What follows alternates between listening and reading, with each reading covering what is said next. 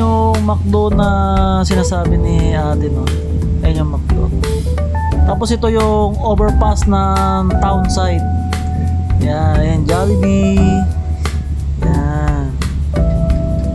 So, kung dito kayo sa Bataan, hindi kayo maliligaw na basta gamitin nyo lang si Magtanong. Yan. So, ingat lahat na pupunta rito sa Bataan, no? Ride safe.